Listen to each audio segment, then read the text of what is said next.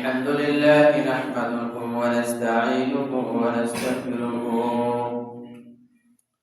ونؤمن به ونتوكل عليه ونعوذ بالله من شرور أنفسنا ومن سيئات أعمالنا من يهده الله فلا مضل له ومن يضلله فلا هادي له ونشهد أن لا إله إلا الله وحده لا شريك له ونشهد أن سيدنا ومولانا محمدا عبده ورسوله أما بعد فأعوذ بالله من الشيطان الرجيم بسم الله الرحمن الرحيم يرفع الله الذين آمنوا منكم والذين أوتوا العلم درجات وقال تعالى إنما يخشى الله من عباده العلماء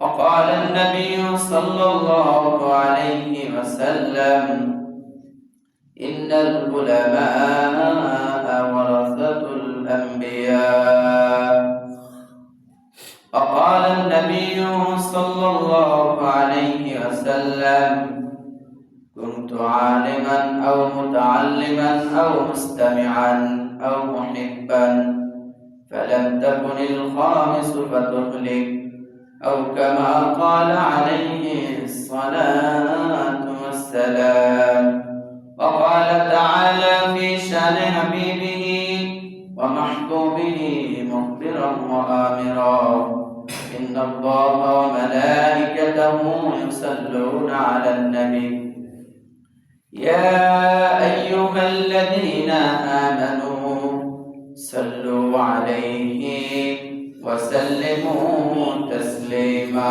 شكل درود إبراهيم كريم اللهم صل على محمد وعلى آل محمد كما صليت على إبراهيم وعلى آل إبراهيم إنك حميد مجيد اللهم بارك على محمد وعلى آل محمد كما باركت على إبراهيم وعلى آل إبراهيم إنك حميد مجيد بلغ العلا بكماله كشف الدجى بجماله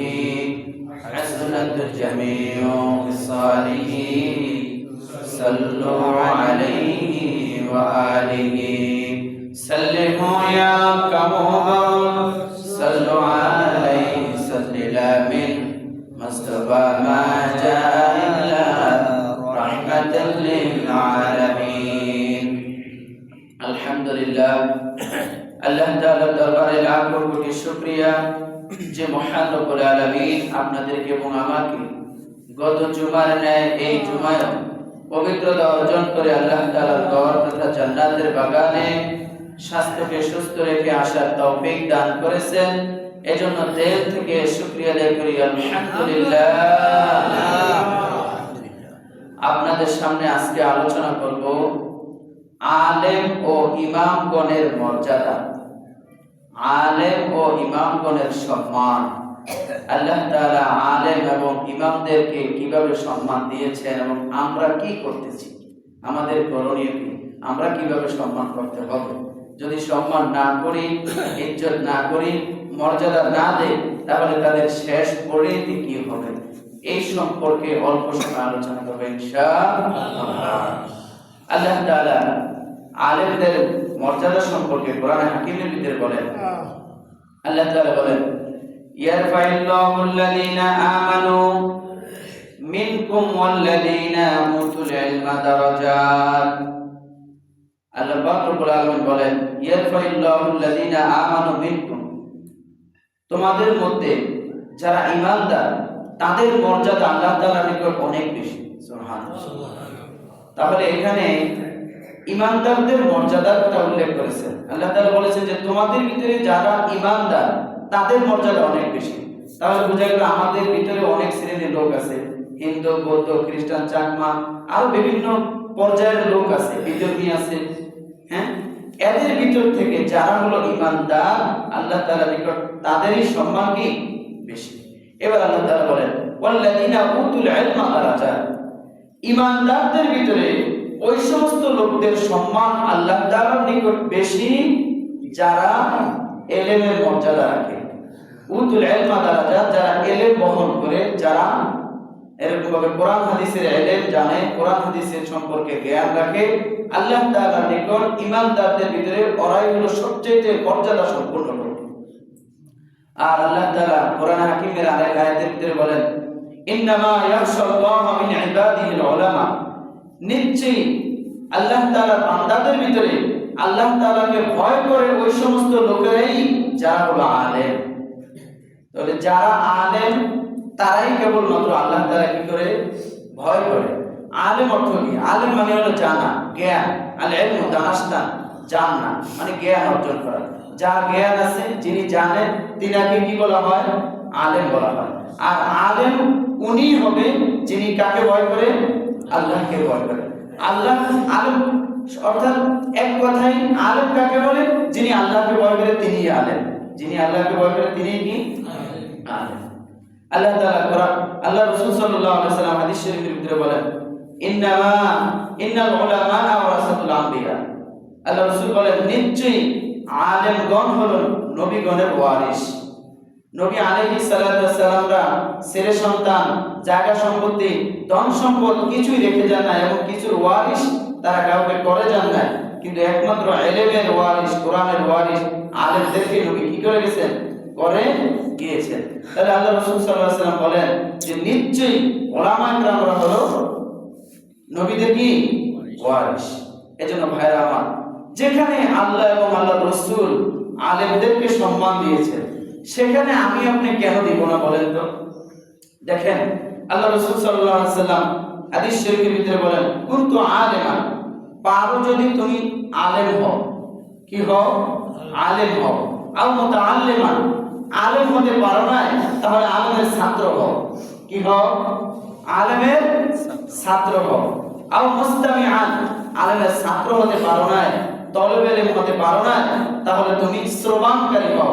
আলেমের মজলিসে বসো, আলেমের কথা শোনো, আলেমের উপদেশ তোমরা গ্রহণ করো। আল্লাহ রাসূল বলেন, আও মুহিব্বান, আলেমের কথা যদি শ্রবণ নাও করতে পারো, সময় সুযোগ না পাও, তাহলে আলেমদেরকে মহব্বত করো। আলেমদেরকে কি করো? মহব্বত করো। ফালাম তাকুনিল খামিসু, খবরদার পঞ্চম নম্বরে যেও না। ফাতুহলি, তাহলে তোমরা ধ্বংস হয়ে যাবে। আল্লাহ রাসূলের বাণী। দেখেন, এখানে আল্লাহ রাসূল সাল্লাল্লাহু আলাইহি ওয়াসাল্লাম চারটা স্তর বলেছেন। এক নম্বরে বলেছেন, পারো যদি তাহলে তুমি কি হও? আলেম হও। আলেম হতে পারো না, তাহলে আলেমের ছাত্র হও, 2 নম্বর অর্ডার। 3 নম্বরে বলেছেন, ছাত্র হতে পারো না, তাহলে আলেমের কথাগুলো শ্রবণ করো, আলেমের মজলিসে বসো। 4 নম্বরে বলেছেন, আলেমের মজলিসে বসতে পারো না, তাহলে তুমি আলেমদেরকে মহব্বতকারী হও। এবার এই 4টা বলি ক্ষেত্রে বলতেছেন, খবরদার পঞ্চম নম্বর অতিক্রম করো না। পঞ্চম নম্বর কি? অতিক্রম করো না। পঞ্চম নম্বরটা হলো কি? ফাতুহলি, যদি তুমি অর্থাৎ আলেমের বিরোধিতা করো, আলেমের সাথে খারাপ আচরণ করো, আলেমের সাথে যদি বিদ্বেষ পোষণ করো, তাহলে তুমি ধ্বংস হয়ে যাবে। ইতিপূর্বে যারা আলেমকে বেইজ্জতি করেছে, আলেমের সাথে দুশমনি করেছে, আলেমের তিরস্কার করেছে, তারা ইতিপূর্বে কি হয়ে গেছে? ধ্বংস হয়ে গেছে। এটা তো রাসূল হাদিসের বাণী শুনে গেছে।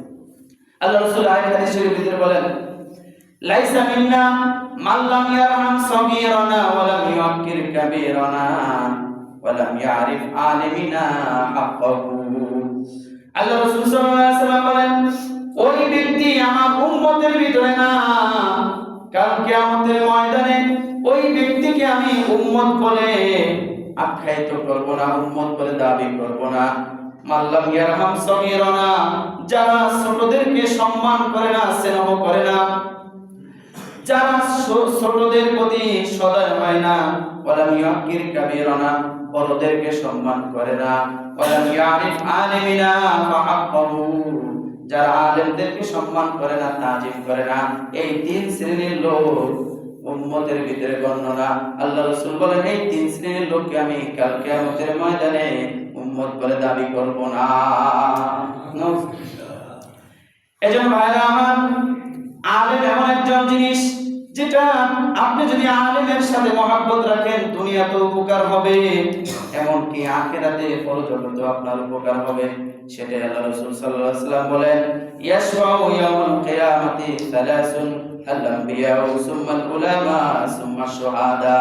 কাল কিয়ামতের ময়দান যখন শুরু হয়ে যাবে, আল্লাহ পাক রব্বুল আলামিন বলেন, আমি তিন শ্রেণীর লোককে এই কঠিন মুহূর্তের সময় সুপারিশের অর্ডার করব। তিন শ্রেণীর লোককে আমি বলবো যে তোমরা যাদের সাথে মহব্বত আছে, ভালোবাসা আছে, এদেরকে তোমরা সুপারিশ করে জান্নাতে নিয়ে যাও। এর ভিতরে এক নম্বর হলো আম্বিয়া, আল-আম্বিয়া, আম্বিয়া গ্রামগণ, নবীগণ। সুম্মাল উলামা, দ্বিতীয় নম্বরে আলেমদেরকে অর্ডার করবেন তোমরা সুপারিশ করো, সুপারিশ করে তারা জান্নাতে নিবে। সুম্মা শুহাদা, তিন নম্বর হলো শহীদগণ, শহীদগণ। আর এরকম ভাবে মানুষদেরকে সুপারিশ করে করে আল্লাহর জান্নাতে নিয়ে যাবে। আল্লাহু আকবার। আল্লাহ রাসূল সাল্লাল্লাহু আলাইহি ওয়াসাল্লাম হাদিস শরীফের ভিতরে বলেন, ফাজলুল আলিমি আলাল আবিদি কাফাজলি আলা আবনাকুম, তোমাদের মধ্যে সর্বাপেক্ষা ছোট ব্যক্তি হইতে আমার মর্তবা যত বড়, বেইলম আবেদের চাইতে একজন খাঁটি আলেমের মর্তবা আল্লাহর নিকট তত বড়। আল্লাহ রাসূল সাল্লাল্লাহু আলাইহি ওয়াসাল্লাম হাদিস শরীফের ভিতরে বলেন, ওয়া ইন্নাল ফাজলাল আলিমি আলাল আবিদি কাফাজলি আলাল কামারি আলা সাইরিল কাওয়াকিব।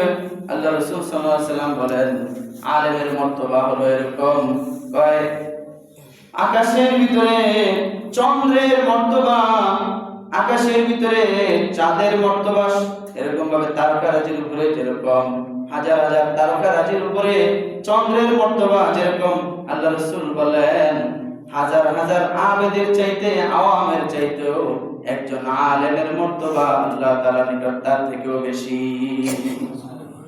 এজন্য ভাইরা আমার, যেখানে আল্লাহ পাক রব্বুল আলামিন আলেমদেরকে সম্মান দিয়েছেন, আলেমদেরকে ইজ্জত দিয়েছেন, মর্যাদা দিয়েছেন, সেখানে আমি আপনি কেন দিব না বলেন তো? আলেমদেরকে সম্মান করতে হবে, করব তো ইনশাআল্লাহ। এটা হলো আলেমের মর্যাদা। একজন ইমাম, ইমাম কাকে বলে দেখেন, খেয়াল করেন, আজকের কথাগুলো সকলে মনোযোগ সহকারে খেয়াল করে শুনবেন। কিছু লোক তো আছে, ইমাম সাহেব বয়ান শুরু করছে, এই যে জুরানি দিছে, ইমাম সাহেব বয়ান শেষ, এতে জুরানিও শেষ। কি হলো দাদা, মামু আছে না? হ্যাঁ, ইমাম সাহেব বয়ান শুরু করছে, এতে জুরানি শুরু করছে, ইমাম সাহেব বয়ান শেষ, এতে জুরানিও শেষ। বাসার তো আলাদা জিজ্ঞেস করে কি হলো দাদা, আপনি যদি আবার উঠে গেলেন, ইমাম সাহেবের আবার বয়ান করতে না, জুরানি আবারও শুরু করে কথা বলতে। এই জন্য কথাগুলো খেয়াল দিয়ে শোনেন। এবার ইমামের মর্যাদা সম্পর্কে শোনেন। ইমাম কাকে বলে? ইমাম এটা আরবি শব্দ। ইমাম কি শব্দ ভাই? আরবি শব্দ। ইমাম আসমানি কিতাবদেরকেও ইমাম বলা হয়। আসমানি কিতাবকে কি বলা হয়? ইমাম বলা হয়। ধর্মের নেতাকেও ইমাম বলা হয়। ধর্মের নেতাকেও, আমাদের সমাজে যারা নামাজের ইমামতি করে তাদেরকেও আমরা ইমাম হিসেবে চিনি, ঠিক কি না? এবার আসেন, ইমাম অর্থ কি? ইমাম অর্থ হলো নেতা বা লিডার। ইমাম অর্থ কি ভাই? নেতা বা লিডার। মানুষের শরীয়তের পরিভাষায় মানুষের সর্বকাজে যাকে সামনে রাখা হয়, আগে রাখা হয়, তাকে ইমাম বলে। তাকে কি বলে? ইমাম বলে। আমাদের সমাজে যারা 5 ওয়াক্ত নামাজের ইমামতি করে তাদেরকেও ইমাম বলা হয়।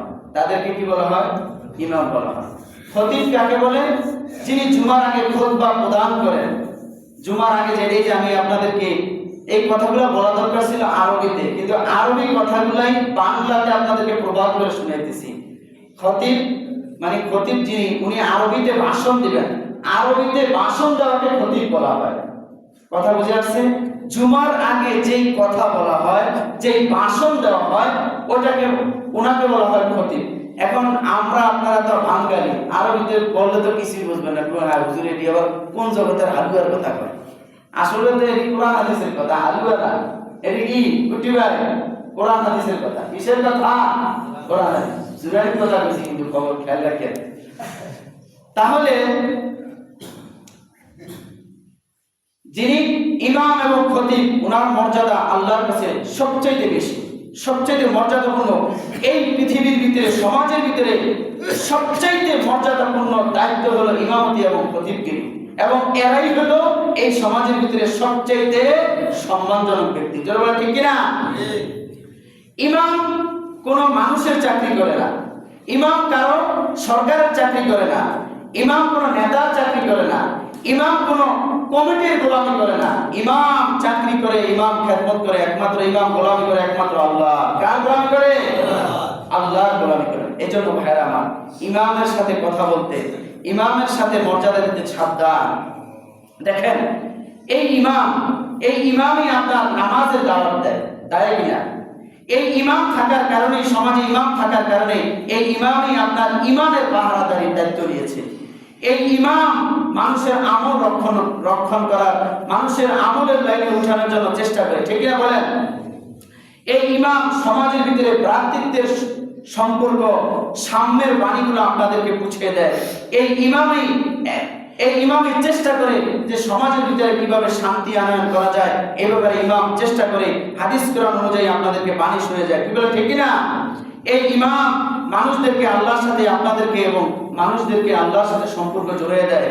এই ইমামই কাল কিয়ামতের ময়দানে, আখিরাতে মানুষদেরকে সুপারিশ করে জান্নাতে। ইমামের সম্মান আছে না নাই ভাই? দেখেন, এই যে এই জায়গায় কথা আপনারা যদি কেউ আমাকে প্রশ্ন করেন, হুজুর আপনার আগে এই জায়গায় ইমামতি করছে কে? তখন আমি বলুন, আমার আগে ইমামতি করছে নুরুল্লাহ হুজুর। নুরুল্লাহ সাহেব। এখন ওনাকে যদি জিজ্ঞেস করা হয় আপনার আগে, হের আগে করছে কে? হে বলবো আরেকজন ইমাম। ওনাকে যদি জিজ্ঞেস করা হয় হের আগে এখানে ইমামতি করছে কে?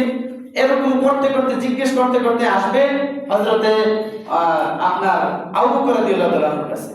হযরতে কার কাছে আসবে? আবু বকর রাদিয়াল্লাহু তাআলার কাছে। হযরত আবু বকর রাদিয়াল্লাহু তাআলাকে যদি জিজ্ঞেস করা হয় যে এই জায়গায় ইমামতি করছে কে, তখন হযরত আবু বকর রাদিয়াল্লাহু তাআলা বলবেন এই জায়গায় ইমামতি করছে সাইয়্যিদুল মুরসালিন, খাতামুন নবীন, জনাবে হযরত মুহাম্মদ রাসূলুল্লাহ সাল্লাল্লাহু আলাইহি ওয়াসাল্লাম। তাহলে এই ইমামতির স্থানটা কার? নবীর ওয়ারিসদের জন্য রেখে গেছেন। নবী সরাসরি এখানে কি করেছেন? ইমামতি করেছেন। এজন্য ভাইরা আমার, ইমামদের সাথে কথা বলতে সাবধান, ইমামদের সাথে ভালো আচরণ দেখাইতে হবে। যদি আপনি ভালো আচরণ না দেখান, তাহলে কিন্তু আপনার আখিরাতের বরবাদ হওয়ার শর্ত আছে। সেটাই আল্লাহ রাসূল সাল্লাল্লাহু আলাইহি ওয়াসাল্লাম হাদিসে কুরসির ভিতরে আল্লাহ রাসূল সাল্লাল্লাহু আলাইহি ওয়াসাল্লাম বলেন, স্বয়ং আল্লাহ তাআলা বলেন। আল্লাহ রাসূল সাল্লাল্লাহু আলাইহি ওয়াসাল্লাম হাদিসে কুরসির ভিতরে আল্লাহ তাআলা স্বয়ং বলেন, আল্লাহ তাআলা বলেছেন, যে ব্যক্তি নবীদের সাথে, সাহাবীদের সাথে এবং হক্কানি আলেমদের সাথে বিদ্বেষ পোষণ করবে, তিরস্কার করবে, আল্লাহ তাআলা ওই ব্যক্তির সাথে যুদ্ধের ঘোষণা শুরু করে দেন। নাউজুবিল্লাহ। যে ব্যক্তি আলেমদের সাথে, ইমামের সাথে এরকম ভাবে কি করবে? বেয়াদবি করবে, বিদ্বেষ পোষণ করবে, আল্লাহ তাআলা স্বয়ং বলেন ওই ব্যক্তির সাথে আমি যুদ্ধের ঘোষণা করি। নাউজুবিল্লাহ। এজন্য ভাইরা আমার, এই পৃথিবীর ভিতরে সবচেয়ে মর্যাদাপূর্ণ ব্যক্তিরা হলো ইমামরা, আলেমরা। আপনি আমি যদি মর্যাদা না দেই, সম্মান না করি, তাহলে আপনার আমার আখিরাত কিন্তু বরবাদ হয়ে যাওয়ার আশঙ্কা আছে। কেননা এই পৃথিবীর ভিতরে যোগ্যতাশীল লোক হলো কারা? ইমামরা। এজন্য ভাইরা আমার, মর্যাদাশীল ব্যক্তির এই সব একটা চেহারা নেন। মর্যাদাবান ব্যক্তির মর্যাদা বুঝতেও যোগ্যতা লাগে। কি লাগে ভাই? এই খেয়াল করেন কথাগুলা। মর্যাদাবান ব্যক্তির মর্যাদা বুঝতে হলো কি লাগে ভাই? যোগ্যতা লাগে। যোগ্যতা ছাড়া মর্যাদাবান ব্যক্তির মর্যাদা বুঝে আসে না। আচ্ছা, কথা, ছোটবেলায় আপনি, আমি, সবাই আব্বা আম্মার কোলে পায়খানা করছি কিনা, প্রস্রাব করছি কিনা? হ্যাঁ। এখন আমি যদি আপনাদেরকে বলি যে ভাই আপনার আব্বার কোলে যে একটু পায়খানা করে আসেন, আমি আপনাদের 10,000 টাকা দিব, আপনি কি করবেন? হ্যাঁ, করবেন নি? আপনি বলবেন আমরা 10,000 টাকার উপরে পায়খানা করি, তারপর আব্বা আম্মার কোলে এখন পায়খানা করতে পারবো না। এখন আমি আপনাদেরকে প্রশ্ন করি, তাহলে ছোটবেলায় যে করছেন এখন করেন না কেন? ছোটবেলায় করছেন, ওই যে কে জানি কইছে না বুঝা, মাশাআল্লাহ। এই যে খেয়াল করেন, ছোটবেলায় করছি কি জন্য? ওই সময় বুঝি নাই মা বাপ কি জিনিস, যোগ্যতা বুঝি নাই, মর্যাদা বুঝি নাই, এজন্য তাদের কোলে কি করছি, পায়খানা করছি, পেশাব করছি কিনা? এখন করি না, কেন করি না? মা বাবার সম্মানের জিনিস, সম্মানের পাত্র, এখন মা বাবার সাথে এগুলা করা যাবে? করা যাবে? তাহলে এবার আসেন, যারা কিতাবের ভিতরে লেখছে মর্যাদাবান ব্যক্তির মর্যাদা বুঝতে যোগ্যতা লাগে, তাহলে বুঝবেন এই পৃথিবীর ভিতরে যারা আলেমকে সম্মান করে না, আলেমকে তিরস্কার করে, আলেমের সাথে বেয়াদবি করে, এরাও যোগ্যতাবানের ব্যক্তির যোগ্যতা বোঝে না, এরাও হলো অবশিশু। অবশিশু যেরকম মা বাবার যোগ্যতা বোঝে না বিদায়ী কোলে পায়খানা করছে, পেশাব করেছে, তদরূপ ভাবে এখন যারা বুঝবেন যে আলেমদের সম্মান বুঝবে না, তিরস্কার করবে, এরাও হলো কি ভাই? এই অবশিশির মতো। কেননা এরা আলেমদেরকে সম্মান মর্যাদা বোঝার, ইজ্জত বোঝার কি রাখে না, যোগ্যতা রাখে না, এরা হলো অবশিশু। দেখেন কিতাবের ভিতরে একটা ঘটনা লেখছে, আমাদের কওমি অঙ্গনে একটা কিতাব পড়ায়, গোলেস্তা কিতাব। ওই গোলেস্তা কিতাবের ভিতরে অনেক ঘটনা, খুব সুন্দর সুন্দর ঘটনা ওইটার ভিতরে আছে। তো একদিন হুজুরের ক্লাসের ভিতরে পড়াইতেছে, ঘটনা পড়াইতেছে আর বলতেছে যে এই ঘটনার মূল্য 1 লক্ষ টাকা, এই ঘটনার দাম 50,000 টাকা, এই কথার দাম 20,000 টাকা। আমরা মাঝে মাঝে আলোচনা বলি না, আরে ভাই এইটা অনেক বড় নসিহত, এটার মূল্য অনেক বেশি, এভাবে বলি না, বলি কি না? তো ক্লাসের ভিতরে একটা ছাত্র ছিল, বুদ্ধিশুদ্ধি কম। তো ওই ছাত্র হুজুর থেকে যখন শুনলো যে এই ঘটনার মূল্য 1 লক্ষ টাকা, এটার দাম 50 লক্ষ টাকা, এটার দাম 50,000 টাকা, হুজুরেরা ওই ছাত্র একদিন ক্লাস শেষ করে রাস্তা দিয়ে হাইটা যেতেছিলেন, এমন মুহূর্তে তার জুতাটা ছিঁড়ে গেছে। কি ছিঁড়ে গেছে? জুতা ছিঁড়ে গেছে। উনি জুতা নিয়ে মুসির কাছে গেলেন, মুসির কাছে যায় বলতেছে যে ভাই আমার জুতাটা একটু সেলাই করে দেন। জুতা সেলাই করছেন, জুতা সেলাই করে দেওয়ার পরে এবার বলতেছে যে আমার এই জুতার সেলাইয়ের মূল্য হলো 2 টাকা। কয় টাকা? 2 টাকা। এবার ওই ছাত্রের কাছে তো কোনো টাকা পয়সা নাই, ছাত্র এবার চিন্তা করলো হুজুরে তো ক্লাসে কইছে এই কথার মূল্য 1000 টাকা, এই কথার মূল্য 1 লক্ষ টাকা। তো ওই ছাত্র কি করলো, মুসিকে ওই কিতাব থেকে একটা গল্প শুনে বলতেছে এই ঘটনার মূল্য 1 লক্ষ টাকা, এটা তোমারে দিয়ে দিলাম, এটা তোমারে দিয়ে দিলাম। আমার মুসি কইতেছে আমি এত কথা বুঝি না, এত কিছু বুঝি না, আমার তুমি 2 টাকা দিবা, আমার থেকে জুতা নিবা, 2 টাকা দিবা না, জুতা নিতেও পারবা না। এবার হুজুরের দ্বারা দৌড় দিয়ে গেছে, হুজুর আপনি কইছেন এই কথার মূল্য 1 লাখ, এই কথার মূল্য 50,000, আমি জুতা একটা সিলাইছি মাত্র 2 টাকা চাইছে, এখন আমি ঘটনা একটা শুনে 1 লক্ষ টাকা তাহলে দিয়ে দিলাম, খেয়াল করেন আমার জুতা দেব না, 2 টাকা তাকে দিতে হবে। এবার হুজুর বললেন, খেয়াল করেন, ছাত্রকে বললেন যে ছাত্রের হাতে একটা মুতি দিলেন, কি দিলেন? মুতি দিয়া ছাত্রকে বললেন যাও এই মুসির কাছে এই মুতিটা যা দাও, আর বলো যে এই মুতির বিনিময়ে আমার জুতা দেন। এবার ছাত্র যখন ওই মুসির কাছে আসলেন, মুসির কাছে এসে বলতেছে ভাই হুজুর আমাকে এই জিনিসটা দিছে, ধরো এই জিনিসটা রাখো আর আমার জুতাটা দাও। এবার মুসি বলতেছে দুরুমি এটা কি আনছো? এটা মেলা মারছে, হাতে দিছে আর ধরিয়া মেলা মারে বলতেছে মিয়া এটা কোনো জিনিস হয়নি, তুমি একটু যদি বড় একটা পাথর আনতা, একটা ইট আনতা, তাহলে মনের বুঝ দিতে পারতাম, এটার উপরে রাখা আমি জুতাটা সেলাই করতে পারতাম, তুমি এটা কি দিলা? এটা ধরে মারছে। এবার ওই ছাত্র বুদ্ধিশুদ্ধি কম, ছাত্র এবার চলে গেলেন ওস্তাদের কাছে যা বলতেছে হুজুর আপনি আমাকে কি পাগলামি শুরু করলেন, মুতি দিলাম, মুতির বিনিময়ে আমাকে জুতা দিতেছে না। এবার ওই হুজুর বলতেছে খেয়াল করেন কথাগুলো, আমি কিন্তু সামনে অনেক কথা বলবো আজকে। ওই হুজুর বলতেছে এই আমার ছাত্র তুমি এই মুতিটা স্বর্ণকারের দোকানে নিয়ে যাইবা, স্বর্ণকারের দোকানে যায় এটা বলবা যে আমি এটা বেচবো, এটার দাম কত, দাম যতই বলুক না কেন তুমি কিন্তু এটা বেচবা না। কে হুজুরে জানে বুদ্ধিশুদ্ধি সোজা মানুষ, বুদ্ধিশুদ্ধি কম, বেচে লাইতে পারে টাকা বেশি করে, বলছে যে শুধু দামটা জেনে আসবা কিন্তু এটা বেচবা না। এবার ওই ছাত্র ওই মুতি নিয়ে স্বর্ণকারের দোকানে যখন গেলেন, এবার দোকানদার ওই মুতিটা দেখা মাত্র আশ্চর্য হয়ে বলতেছে, আল্লাহু আকবার, তুমি এত বড় মুতি, এত বড় সম্মানী জিনিস কোথা থেকে আনলা? এটা কি বেচবা নাকি? পর্তন খেলায় বললো যে হ্যাঁ বেচবো। কয় তাহলে 50,000 টাকা দিন। কয় টাকা? 50,000 টাকা দিন। এবার ছাত্র বলতেছে না আমি এটা বেচবো না। কয় তোমার 1 লক্ষ টাকা দিন। কয় না বেচবো না। কয় তাহলে 5 লক্ষ টাকা দিন। কয় তাও বেচবো না। কয় তাহলে 10 লক্ষ টাকা দিন। এবার ছাত্র বলতেছে আমি তাহলে হুজুরের সাথে একটু পরামর্শ করে অনুমতি নিয়ে আসি, দেখি হুজুরে কি বলে। এবার ছাত্র মতি নিয়ে যখন ওস্তাদের কাছে গেলেন, যায় বলতেছে হুজুর এই স্বর্ণকার তো এইটার দাম এত বলছে। এবার ওস্তাদে বলতেছে ব্যাপার কিছু বুঝছনি? কয় না হুজুর। কয় দেখো এই মুতিটা যখন তুমি মুসির কাছে নিছো, মুসি এই মুতির মর্যাদা ইজ্জত বোঝে নাই, এজন্য সেটা ঠেলা মেরে ফেলে দিছে। আর স্বর্ণকারে এটা দেখে চিনে ফেলছে এটা আসল মুতি, এটা বেচলে অনেক টাকা লাভবান হবে, এজন্য সে বুঝিয়া এটার ইজ্জত বুঝিয়া এটার দাম বাড়াইয়া দিছে। এজন্য ভাই আমি বলতেছিলাম আমাদের সমাজে কিছু মুসি মার্কা মন মানসিকতার মানুষ আছে, এরা আলেমদের সম্মান বোঝে না, ইমামের সম্মান বোঝে না, বিদায় মুসি মার্কা মন মানসিকতা নিয়ে মুসির মতো আচরণ করে আছে না নাই? এজন্য ভাইরা আমার খবরদার, আপনি যদি আখিরাত চান, আপনি যদি বলেন আমি আল্লাহকে রাজি করতে হবে, তাহলে আপনি কিন্তু ইমামদের সাথে আলেমদের সাথে ভালো আচরণ করতে হবে।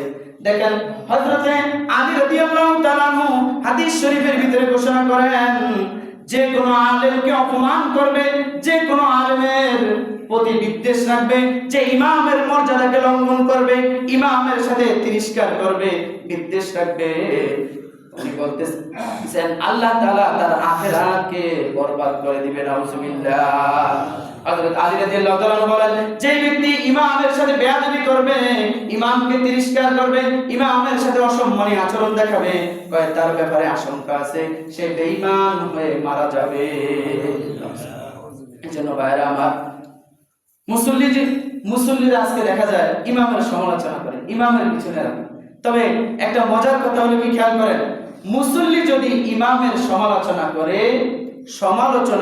যেই মুসল্লি ইমামের সমালোচনা করেছে ওই মুসল্লির নামাজ হয় না। ওই মুসল্লির কি হয় না? নামাজ হয় না। আজকে তো দেখা যায় ইমামকে গীবতের প্রধান বানিয়ে দেয়। আজকে আমাদের সমাজে দেখা যায় মসজিদের ভিতরে আসে সওয়াব কামাই করার জন্য, কিন্তু সে কবিরা গুনার গাঁটটি মাথায় নিয়ে মসজিদ থেকে বাইর হয়।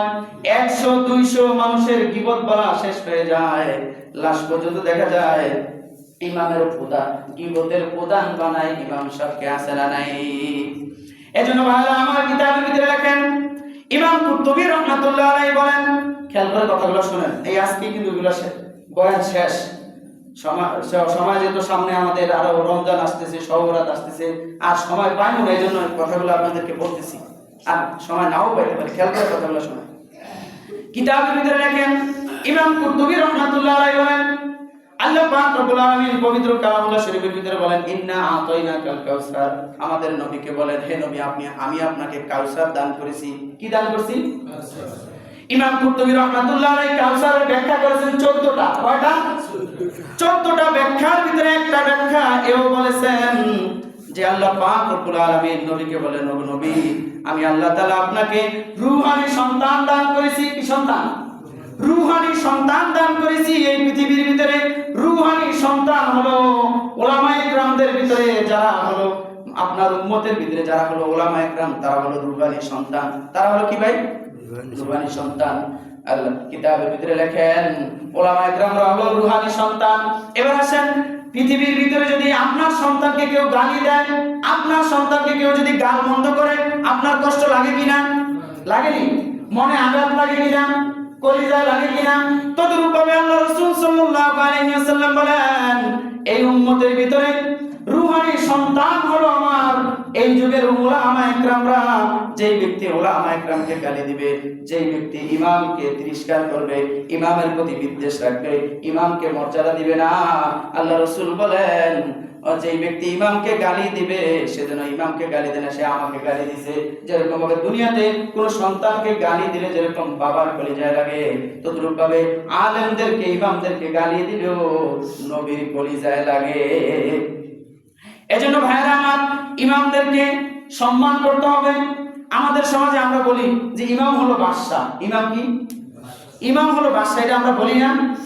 এই দেখেন, এই বাদশারই আয়াত বলে কি হুজুর কি করেন, টাকা দেই না, বেতন দেই না, ডিউটি দিয়ে ঠিক মতো পালন করেন না, ধমক দেয়, আছে না নাই?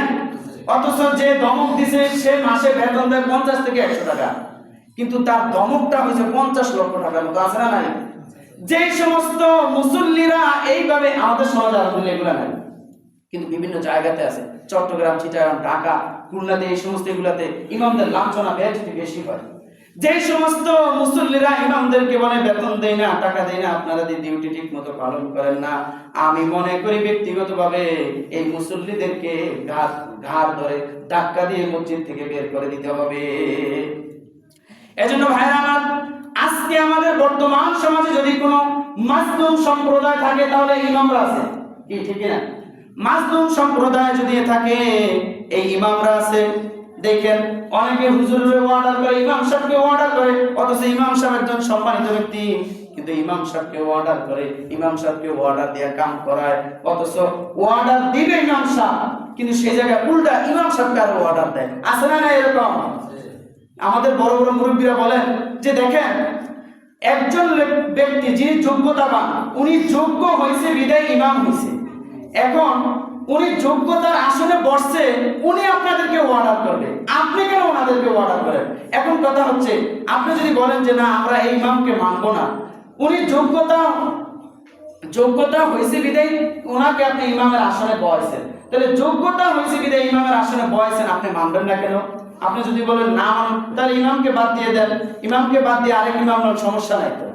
আপনি ইমামকে যোগ্যতার আসনে বসায়া তাকে বেইজ্জতি করবেন, এটা আল্লাহ এবং আল্লাহ রাসূল কোনোদিন মেনে নিবে না, আল্লাহ আল্লাহ রাসূলের কলিজা লাগে। এজন্য ভাইরা আমার, ইমামদের সাথে ভালো আচরণ করতে হবে।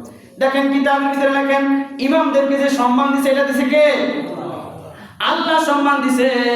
যে বা যারা ইমামের সম্মানকে নিয়ে টানাটানি করবে, ইমামকে বেইজ্জতি করবে, ইমামকে বেইজ্জতি করে ইমামকে অপমানিত করবে, অপমানিত করে আজও পর্যন্ত কেউ আল্লাহর দরবার থেকে ইজ্জত পায় নাই, সামনেও কেউ ইমামকে বেইজ্জতি করে ইজ্জত পাবে না। ইমামের সম্মান এমন ভাবে আল্লাহ তাআলা দিয়েছেন, দেখেন ইমামের সম্মান আল্লাহ তাআলা এমন ভাবে দিয়েছেন, ইমাম যদি রুকুতে যায় আপনিও রুকুতে যাইতে হবে, ইমাম যদি সেজদায় যায় আপনিও সেজদায় যাইতে হবে, ইমাম যদি বৈঠক করে আপনিও বসতে হবে, ইমাম যদি সালাম ফেরায় আপনিও সালাম ফেরাতে হবে।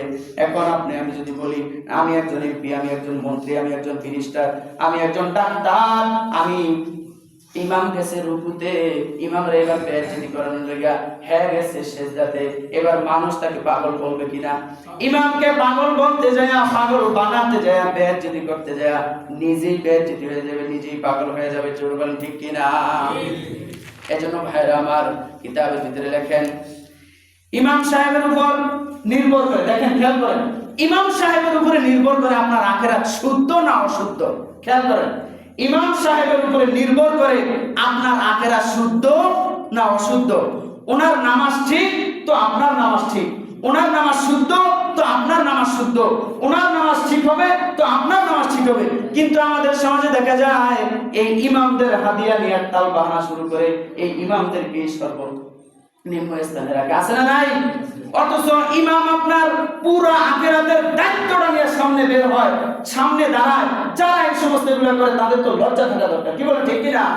এজন্য ভাইরা আমার, আমাদের মুরব্বীরা বলেন যে আপনি যদি সুস্থতা চান, আপনার এলাকায় রিজিক বাড়াইতে চান, তাহলে ইমামের সম্মান করেন, ইমামের হাদিয়া বাড়ায় দেন, ইমামের বেতন বাড়ায় দেন। আরে বেতন দিব তো নিয়ে পাবলিক, কিন্তু আপনি করেন, দেখবেন আপনার রিজিকে বরকত হবে, ওই এলাকার ভিতরে কোলাহল থাকবে না, ওই এলাকার ভিতরে দুর্নীতি থাকবে না, ওই এলাকার ভিতরে অশান্তি থাকবে না, ওই এলাকার ভিতরে আল্লাহর রিজিক আল্লাহর পক্ষ থেকে আসতেই থাকবে।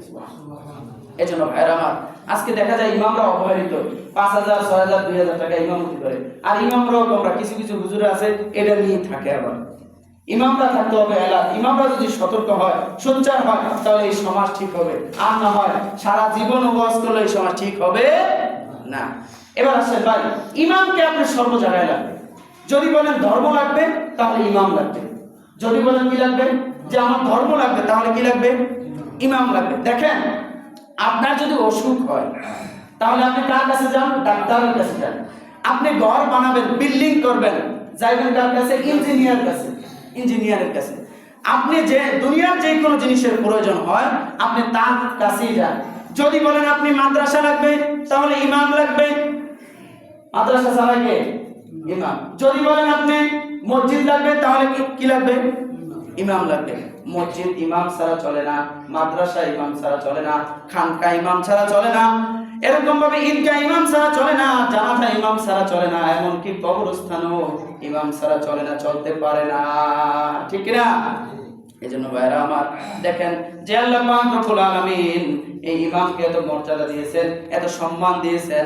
ইমাম কাল কিয়ামতের ময়দান যখন শুরু হয়ে যাবে, আল্লাহ পাক রব্বুল আলামিন এই ইমামদের বিচার, এই আলেমদের বিচার সাধারণ মানুষের সামনে করবে না। আল্লাহ তাআলা পর্দার আড়ালে এই ইমাম আর আলেমদের বিচার করবে, যেখানে আল্লাহ পাক রব্বুল আলামিন নিজেই আলেম এবং ইমামের দোষ গোপন করে রেখেছে।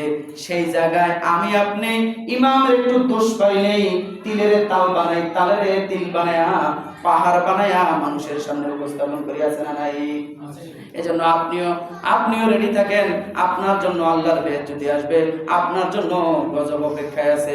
এই পর্যন্ত ইমামকে, আলেমকে মর্যাদা না দিয়া কেউ সুখে থাকতে পারে নাই, কেউ শান্তিতে থাকতে পারে নাই। আমি আপনি যারাই যদি ইমামের বেহেশত করি, ইমামের অসম্মান করি, ইমামকে ভালো না থাকতে দেই, তাহলে আমি আপনিও পৃথিবীর ভিতরে ভালো থাকতে পারবো না। যারা বলেন ঠিক কিনা?